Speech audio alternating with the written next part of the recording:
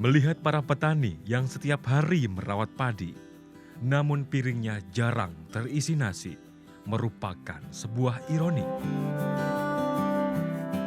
Para penebus bumi ini seharusnya bisa menikmati kehidupan yang lebih baik dan bahagia.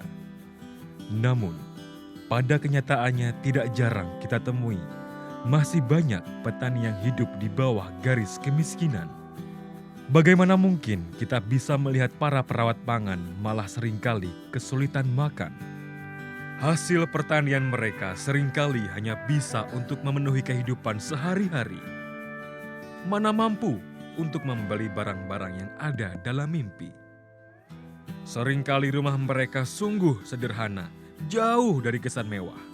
Apakah itu karena mereka sehari-hari bekerja di sawah? Seharusnya tidak. Para petani harus sejahtera. Bagaimana gereja memperhatikan kehidupan mereka?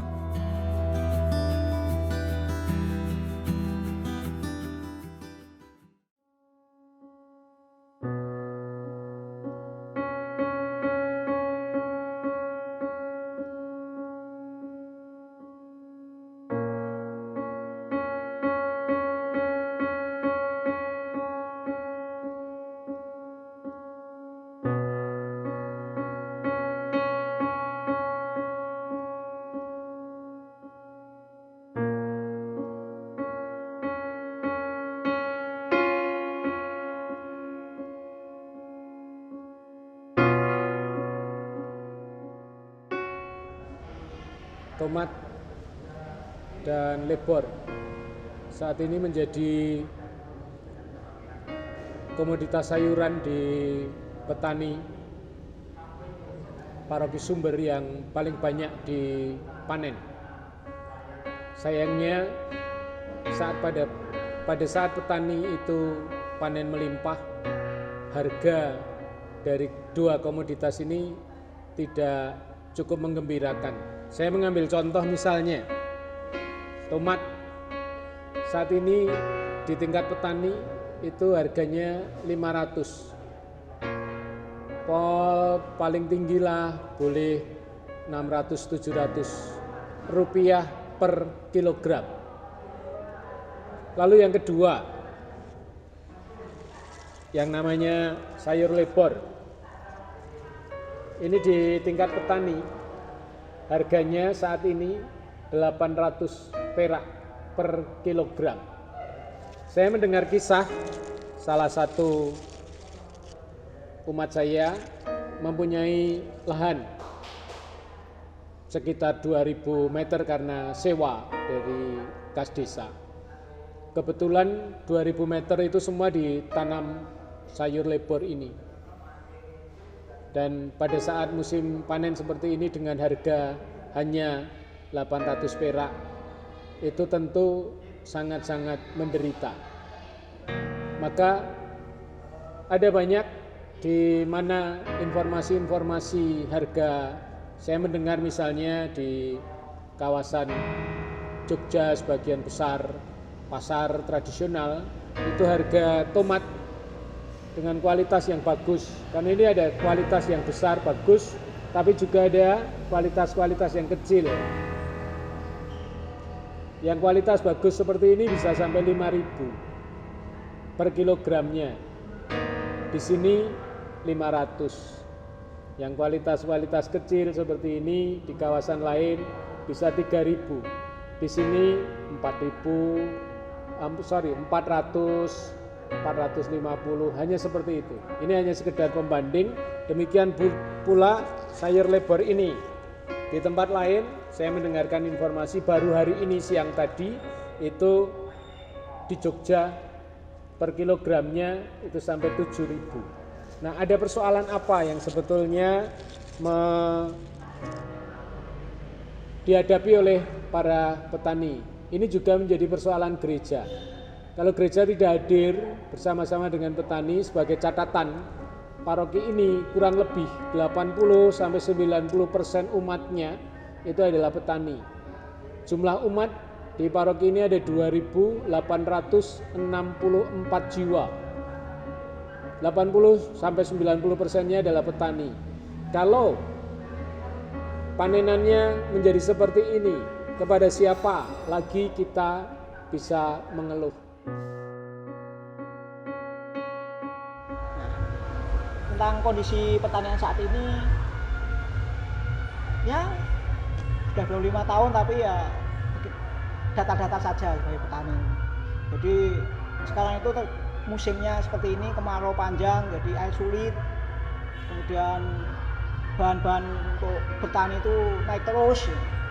Sementara hasil pertanian, wah saat ini murah, yang laku hanya cabai yang luar biasa. Itu pun ya sulit untuk menghasilkan cabai yang berkualitas dengan timun yang laku. Kemudian seperti sawi ini, tomat ini murah sekali. Harganya kayak sawi ini 1 kilo hanya Rp700. Tomat ini kualitas yang bagus, kualitas super ini hanya Rp500. Kalau yang kecil-kecil ini tidak laku, kalau di sini tidak laku. Jadi banyak petani yang tidak memetik hasilnya.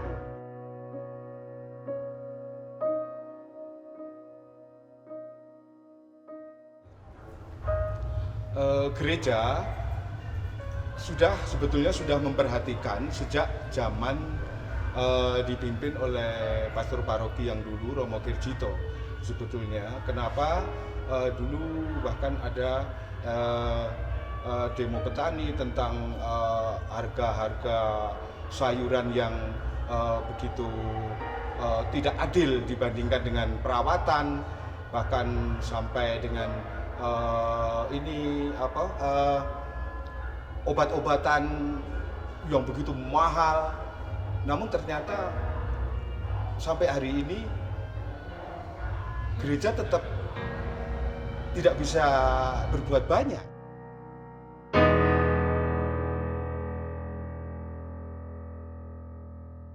Dan saya hanya mengharapkan supaya harga komoditi pertanian, khususnya sayur-sayuran, biar harganya itu stabil, tidak terlalu murah dan terlalu mahal juga tidak senang, karena juga malah menyulitkan. Dan saya hanya minta supaya harga ini biar stabil, contohnya umat paroki lain ambil dari sini deh, gitu, supaya harga tetap stabil.